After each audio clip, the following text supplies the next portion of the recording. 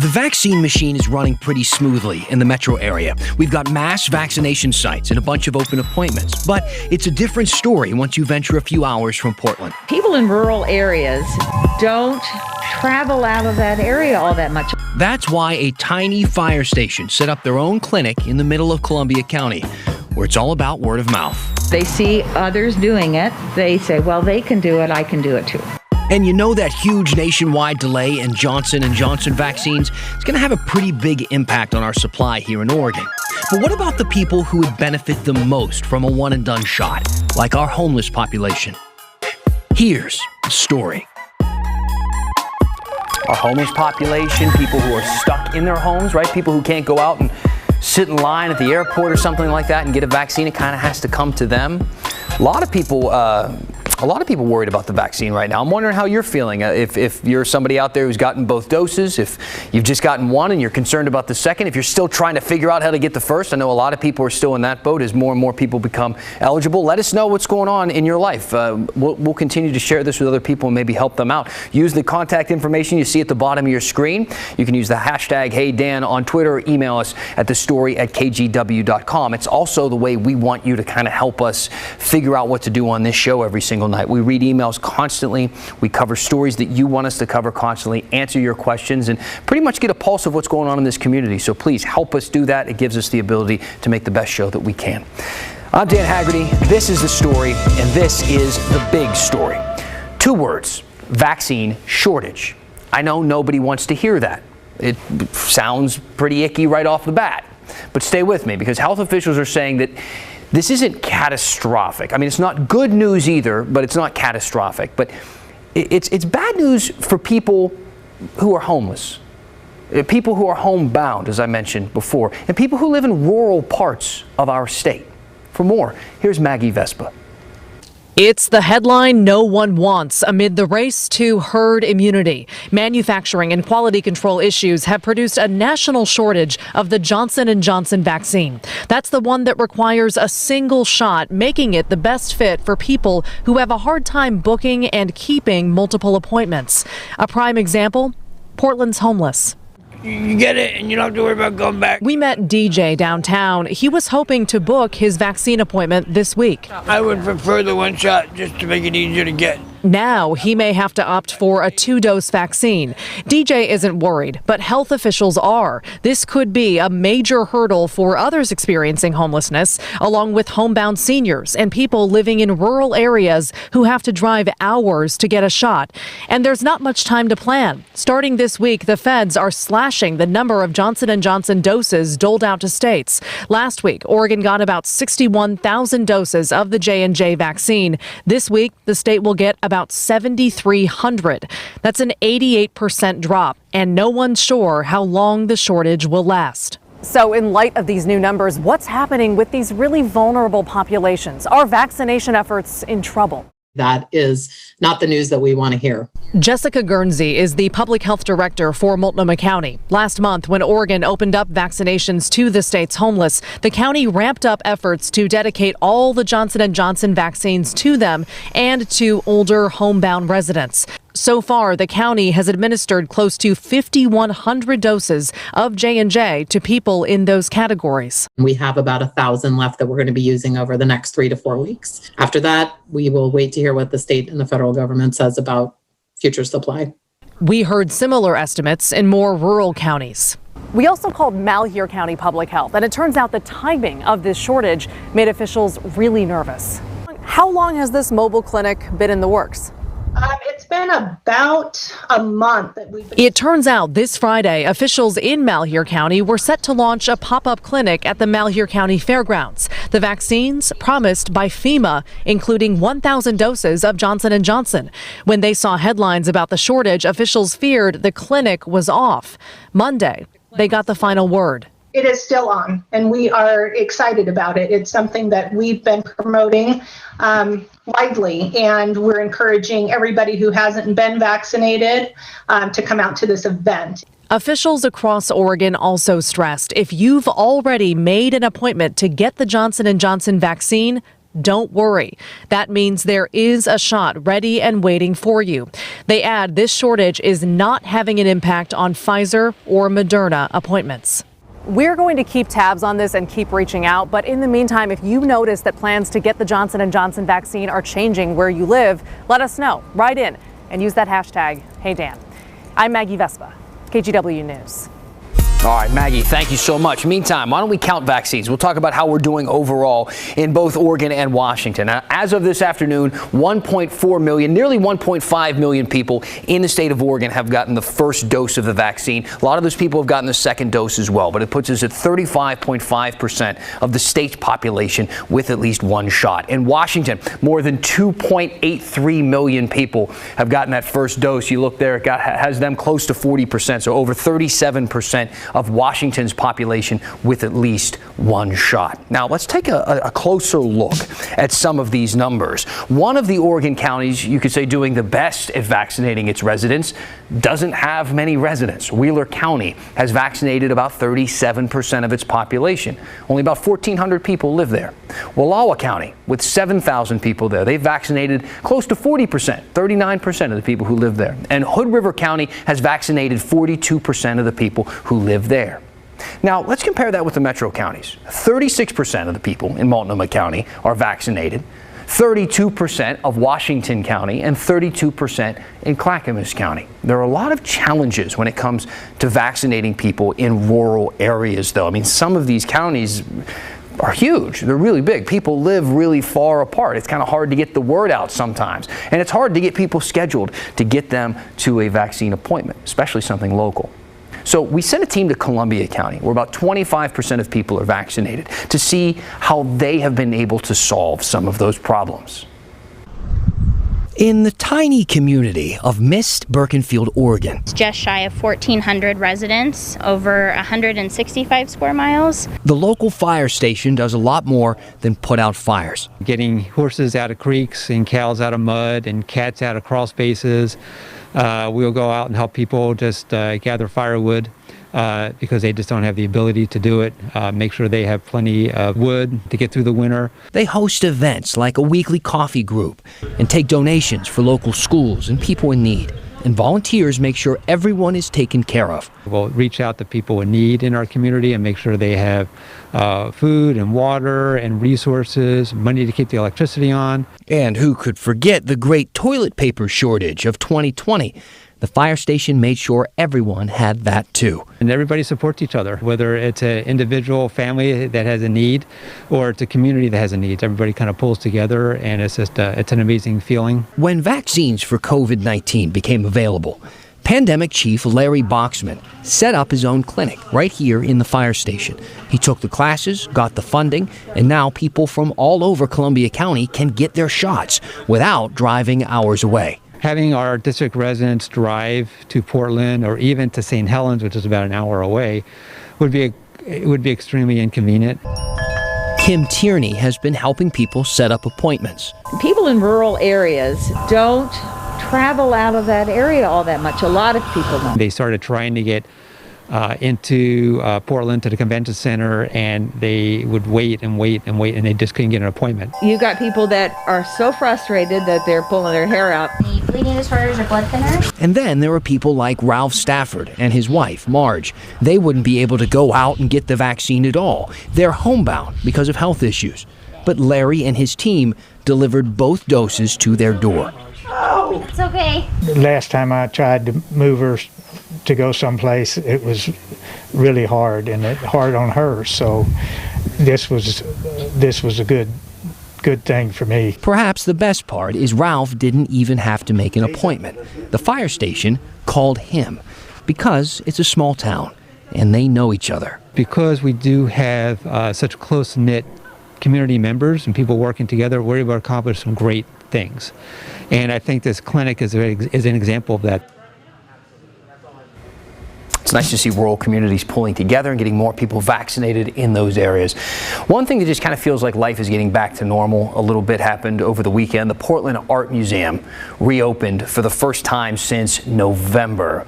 It's actually just a partial reopening right now. Some of the galleries are still closed. They're all going to open by May 5th, but this is kind of, I guess, a soft opening right now. Tickets sold out really quickly for this weekend.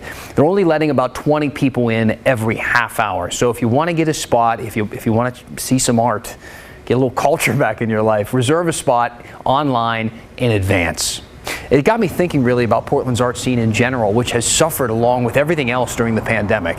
So we sent a photographer to shoot some of the city's murals and some of the city's sculptures, some of the beautiful things that you can see on our streets in downtown right now. So we're going to continue to show them a little bit of love tonight. We'll take a look at a lot of the different artwork that looks pretty downtown throughout the show tonight.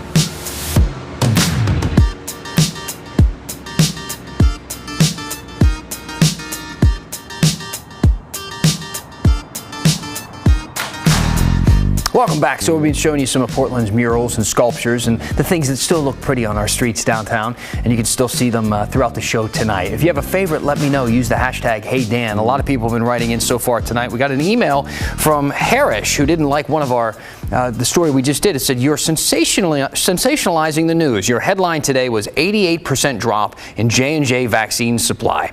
Isn't it important to make sure it is presented from an overall perspective? I mean, including the Pfizer, Moderna supplies as well. Your headline might make people panic, I think." Well, the headline was accurate, and we did specify, as you said in this email, that we're talking about the J&J vaccine, and I think the report said several times that that does not reflect the vaccine supplies with Moderna or with Pfizer. Those are still coming in at the regular pace, and people should not see any interruption in their appointments when it comes to that. But I appreciate you looking out for us, making sure that we're doing things the right way. Also, Dina wrote in and said, "How are homeless people getting appointments for their vaccines?" So they have a lot of nonprofits that are working with them and people who are coming in shelters and things of that nature to make sure that people who are living on the street and might not have access to really a phone or a computer or any of the traditional ways that all of us are asked to sign up, they're making sure that those people are getting the vaccines where needed. I was just curious, we've been talking about the vaccine and the coronavirus tonight and every night before that for a while. What kind of mask do you wear? I'm sure you have a few. I mean, they're like part of our lives now. Everybody's got a little repertoire, an arsenal of them. You have your everyday mask, the plain, comfortable one, kind of just gets the job done. You wear that one most days. Then you have get your fancy mask. Maybe you wear that one to work or on a date night or something if you're having those anymore. It's crisp, it's clean, it fits well. Then you have your workout mask. If you're doing some COVID working out, maybe you go to the gym and you have your kind of workout mask, or just one you pull over your face when you're jogging and you hit a busy sidewalk or a trail. What else is there? There's the sleeve mask, the overly bedazzled mask, the mask that has that creepy image of a smile on it. Can we stop with those? Can we stop? There's the futuristic mask people, the ones, their mask looks like it was designed by Elon Musk. It has like plastic and foam and everything. Oh, and let's not forget about the face shielders. They're not everywhere, but there's a few out there. We all have our preferences is the point I'm trying to make, that we wear what's best for us. But regardless of what you partake in with the list I just read, I bet you time and again you've worn one of these. These guys right here. What are these called? The disposable kind. Disposable masks. Short lifespan, wear them once, maybe twice, then you throw them away. And just like everything else you throw away, it goes into a landfill. And these puppies right here take about 500 years to break down. And I checked, turns out that's a lot of years. Many of the masks that are like those, the disposable kinds, they don't end up in the landfill. A lot of them end up in our streams and in our rivers and in our oceans. And people right now are worried about pollution. Now you may be saying to yourself, Dan, maybe like a year ago, dude, when like everybody was wearing those constantly, but I haven't worn one of those in a while because I wear the other stuff you were mentioning. How many of them could we possibly be using right now? Well, it turns out we're burning through a decent amount, about 3 million every minute. 3 million masks a minute. Environmental scientists from South Denmark and Princeton, they figured that the world right now, so it's not just us, it's the whole world, but we go through 129 billion face masks every month. Do you know how many that is? 129 billion? No, you don't. You can't. It's impossible to really know. Our minds can't grasp that kind of figure. Here's like my favorite example to help you get an idea. If you counted to 1 million, 1,000, 2, 1,000, 3, 1,000, and so on, it would take you 12 days to get to 1 million. If you counted 1 billion seconds the same way, 1 billion, it would take you 32 years. So, is 129 billion masks a month a lot? Yeah, I'd say it is. I read a report in Discover called "Pandemic Plastic is Flooding the Oceans." It's about the dangers of these masks in our water. And I read this quote: "I'm astonished by how much I see when I take walks on the coast." And it turns out the coast in that quote is our coast. And the person who said it is Nick Mallis from Portland. Nick is an expert on the topic and works with Ocean Conservancy. I recently Zoomed with him about the issue. Recent research has come out just in the last few weeks showing that these individual masks, because they are made of plastics that are very fibrous in nature, when they are exposed to marine environment conditions, they shed hundreds of thousands of fibers. And those fibers can then be eaten by organisms small and large. So again, that pathway of these items getting into the ocean is problematic, but we do very much know that there is a potential ecological impact, environmental impact on the health of our marine ecosystem because of their presence there. Now, I probably don't need to remind you that we already have this massive problem with plastic in the world, especially those microfibers he was talking about that hide in our water and then hide in our fish after they ingest that water and then hide in us after we ingest those fish.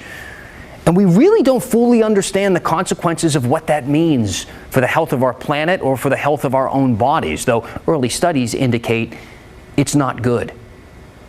Right now, this is the top 5 list of garbage that ends up on our beaches here in this state and in Washington and in our waterways. Cigarette butts. Who's still smoking? Come on. Food wrappers, plastic bottles, plastic caps, and plastic bags. And it really is hard to believe that a new item could jump onto that leaderboard of polluting legends in the year 2021. But masks have a real shot. From my personal experiences being out at the coast, even here walking around Portland, you don't have to be a rocket scientist to know that it is everywhere. You're seeing it on beaches, you're seeing it along the sidewalks, you're seeing it in storm drains. And so during this year's upcoming International Coastal Cleanup taking place this September, working with our Oregon partner Solve, who just does an amazing job mobilizing volunteers throughout the state to come out to beaches and waterways, we do expect to see that PPE reaching towards the top of the most commonly found items. Rocket scientists are invited, not being excluded there. Look, what do you do? What are you supposed to do here? I don't know. I really don't know. I'm not sure. I mean, you could help with those cleanup efforts, right? You could not wear the disposable kind, right? Just wear the other masks that you have. But we do have to wear masks, and we want people to be safe from the virus, and sometimes they have to wear the disposable masks. But at the same time, be conscious about what we are doing to the world with those disposable masks, as if we needed another reason to escape this pandemic.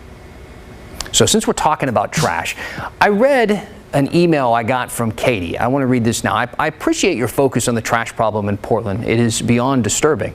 But I have a possible solution. My idea is paying homeless people to clean trash up. Instead of recycling cans as a source of money, pay people for bags of trash. Sound like it's time for another one of our solutions segments. Because yeah, Katie, it is an interesting idea, and it's one I've seen a few of you suggest. We looked into it. We saw a story from our sister station in Sacramento. They did this last week about a California city that's actually already doing this idea. Here's how it works. City workers in Elk Grove, they hand out trash bags to people living in homeless camps.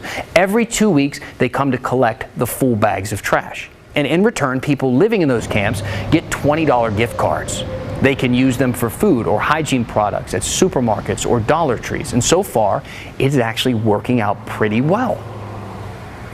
We could easily have spent $10,000 a month on that program, just doing regular cleanups. And now our entire program operating it for about a year, we haven't even spent $10,000. They've got their trash in piles for us. They even help us load up the trucks. And we've actually even gotten some people into housing with the relationship we've built with them by going out to their camps like every week. It's cool that Elk Grove stepped their game up, and at least they're trying to do something. It could be worse. They don't have to do nothing really. They could kick us out or arrest us. Seems like a win-win for everybody, right? Now, we asked the city of Portland if they've ever even considered a program like this here, because we've never heard of anything like it happening here. Well, it's a good thing. It's our job to ask questions, because it turns out Portland just started a pilot program like this. Who knew? It launched in February in partnership with the group Trash for Peace. They pay homeless people $20 an hour to pick up trash. And right now, they're working in Old Town Chinatown and near the Lloyd Center. As of the beginning of this month, they've cleaned up more than 15,000 pounds of garbage with the help of 24 workers. Portland's got a few other programs rather. It's got problems too, but it's got some programs for dealing with homeless-related trash. There's the city's one point of contact system online where people can report homeless camps. Before a decision is made on whether to clear that camp, a group called Clean Start, they come out and they offer resources to those campers, and they clean up garbage and other biohazards. They also hand out these blue trash bags for future use. Another one is Metro's RID program, where nonprofits and other agencies hand out large plastic bags to campers and arrange pickups. RID also responds to illegal dump sites on public property throughout the metro area. The thing is, the program has got more than 7,000 complaints about illegal dump sites in the past year, and they're weeks behind on pickups. So you might call something in and it's going to sit there for a while. It's particularly because Metro has stopped using inmates to clean up dump sites. Initially, they stopped because of the pandemic, but they've decided to stop the program as a whole because of racial equality and fair pay. And that has led to major lags in pickup times. The average response time over the past couple of weeks has been 45 business days. All right, we're not even counting weekends or holidays or nothing like that. All right, I know a lot of you have opinions on trash. You got opinions on everything, but I know whenever we talk about the trash piling up around this city, we hear it all the time. So let me hear it. Send us an email to thestory@kgw.com. You can leave me a Facebook message as well. I'm going to read a few thoughts when we finish the story next.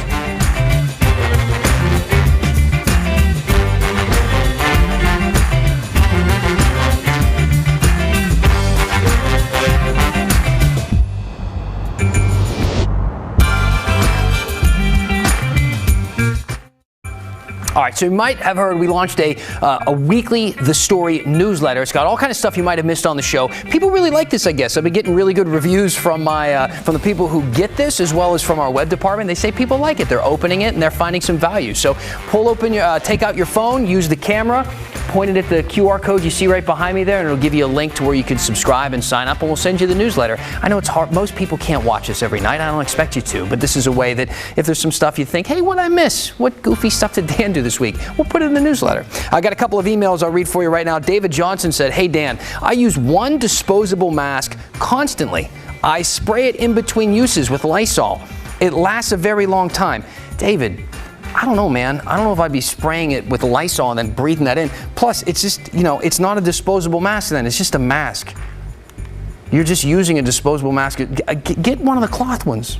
Washing machine. That's a key. But you're being conscientious when it comes to the environment. So thank you for that. Max said, something I like to consider is when you throw something away, there really is no away. Well, they say with those masks, it's mainly the plastic in the thing that goes around your ear. Those don't break down for like 500 years. And the little tiny shreds, the little tiny particles that they eventually do break down into, I was reading some studies that say they are there forever. They don't go anywhere. They don't break down once they reach a certain point. So I don't know about the forever thing, but forever as far as we're concerned, I think. All right, that's it. I got some more comments, but I think we're about out of time. That's it. It's a Monday. Kind of felt really Monday-y for me. Hopefully you're having a good start to your week. We'll get the ball rolling. I'll see you back here on Tuesday.